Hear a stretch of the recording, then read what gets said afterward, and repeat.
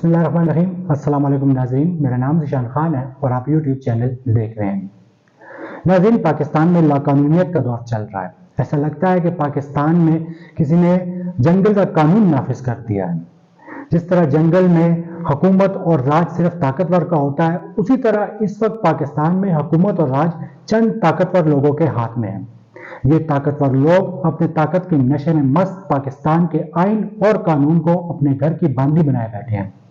یہ طاقتور لوگ اپنی طاقت کا ڈھول پورے پاکستان میں زور و شور سے پیٹ رہے ہیں اور پاکستان کا آئین و قانون اور پاکستان کے انصاف کے ادارے اس ڈھول کی تھاپ پر بھنگڑے ڈال رہے ہیں۔ ناظرین، ایک طرف تو یہ ہو رہا ہے اور دوسری طرف ہے پاکستان کی مجبور، پاکستان کی غریب اور پاکستان کی پسی ہوئی عوام جو یہ سارا کا سارا تماشا دیکھ رہی ہے۔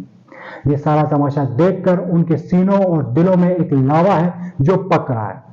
ڈر اس بات کا ہے کہ کہیں یہ لاوا پھٹ نہ پڑے، کیونکہ اگر یہ لاوا پھٹ گیا تو یہ پورے پاکستان کو اپنی لپیٹ میں لے لے گا اور اتنا نقصان ہوگا جس کی تلافی ممکن بھی نہیں ہوگی۔ ناظرین، پاکستان کے 2 صوبوں میں نگران حکومت بنا دی گئی ہے، لیکن مزے کی بات یہ ہے کہ ان دونوں صوبوں میں جو کابینہ بنائی گئی ہے اس میں پی ٹی آئی کی طرف سے نامزد کی گئے لوگوں میں سے ایک کو بھی شامل نہیں کیا گیا، بلکہ مبینہ طور پر یہ کہا جا رہا ہے کہ جن لوگوں کو شامل کیا گیا ہے وہ زیادہ تر پی ڈی ایم کی جماعتوں کے منظور نظر ہیں۔ سب سے پہلے محسن نقوی صاحب کو نگران وزیر اعلیٰ بنا دیا گیا۔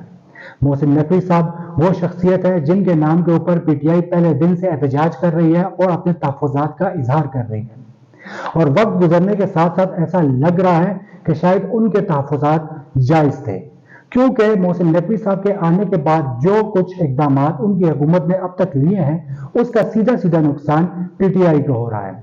سب سے پہلا قدم جو محسن نقوی صاحب یا ان کی حکومت نے لیا وہ یہ کہ لاہور میں ایک ایسے پولیس افسر کو تعینات کر دیا گیا جو 25 مئی کے آپریشن میں سر فہرست تھا۔ 25 مئی کا دن وہ دن ہے جس دن پی ٹی آئی کے ورکرز اور پی ٹی آئی کے لیڈرز کے اوپر ہر قسم کا تشدد کیا گیا تھا۔ ان کے اوپر لاٹھی چارج کیا گیا تھا، ان کے اوپر آنسو گیس شیل فائر کیے گئے تھے، ان کو گرفتار کیا گیا تھا اور ان کے گھروں میں گھس کر ان کی عورتوں تک سے بدتمیزی کی گئی تھی۔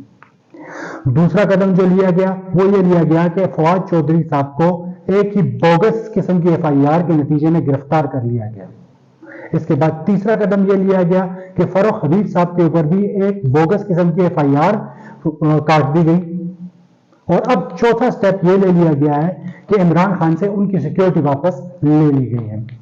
اور اگر آپ ان اقدامات کو دیکھتے ہیں تو آپ کو ایسا لگتا ہے کہ شاید پی ٹی آئی کو خاص طور پر ٹارگٹ کیا جا رہا ہے، کیونکہ ان چاروں اقدامات یا ان 5 اقدامات میں ایک قدم بھی ایسا نہیں ہے جس سے پی ٹی آئی کو کوئی فائدہ ہوا ہو، بلکہ تمام کے تمام قدم ایسے ہیں جس سے پی ٹی آئی کو سیدھا سیدھا نقصان ہو رہا ہے۔ اور آخری قدم جو ابھی ریسنٹلی لیا گیا جس میں عمران خان صاحب کی سیکیورٹی واپس لے لی گئی ہے وہ تو انتہائی خطرناک قدم ہے، کیونکہ ہمیں پتا ہے کہ عمران خان کی جان کو کتنا زیادہ تھریٹ ہے اور کتنا بڑا مسئلہ ہے ان کے لیے سیکیورٹی کا۔ اس ٹائم پر ان سے سیکیورٹی واپس لینا یہ تو انتہائی احمقانہ قدم ہے۔ اس ملک میں جہاں پہ مریم نواز کے ساتھ 5 گاڑیاں یا 50 لوگوں کا قافلہ چلتا ہے سیکیورٹی کے لیے، وہ تو واپس نہیں لی جاتی، لیکن ایک سابق وزیر اعظم جن کے اوپر 4 گولیاں ماری گئی ان کے اوپر قاتلانہ حملہ کیا گیا، ان سے سیکیورٹی واپس لے لی جاتی ہے۔ مجھے یہ سمجھ نہیں آتا کہ امپورٹڈ حکومت اس طرح کے اقدامات سے ثابت کیا کرنا چاہتی ہے۔ کیا انہیں یہ لگتا ہے کہ اس طرح کے اقدامات سے وہ پی ٹی آئی کو دیوار سے لگا دیں گے اور الیکشن جیت جائیں گے؟ چلو مان لیا کہ آپ کو یہ سب کچھ کر کے الیکشن جیت بھی جائیں گے، لیکن کیا الیکشن جیتنے کے بعد ملک میں سٹیبلٹی آ جائے گی؟ کیا اکانومی بہتر ہو جائے گی؟ کیونکہ اگر آپ الیکشن اس طرح جیتیں گے تو ملک میں سٹیبلٹی تو آئے گی نہیں، اور اگر ملک میں سٹیبلٹی نہیں آئے گی تو اکانومی ٹھیک نہیں ہوگی، اکانومی ٹھیک نہیں ہوگی تو لوگوں کے پاس روزگار نہیں آئے گا، اور اگر لوگوں کے پاس روزگار نہیں آئے گا تو وہ کھائیں گے کہاں سے، پیئیں گے کہاں سے، اپنے گھر کے خرچے کیسے اٹھائیں گے؟ جب یہ سب کچھ نہیں ہوگا تو ملک میں انتشار ہوگا، اور اس انتشار کا نقصان صرف عوام کو نہیں، اس انتشار کا نقصان آپ کو بھی ہوگا۔ لہٰذا اس طرح کے اقدامات سے آپ الیکشن تو جیت سکتے ہیں، لیکن آپ اپنی حکومت کے لیے اور اس ملک کے لیے بہت بڑے نقصان کا سبب بھی بن سکتے ہیں۔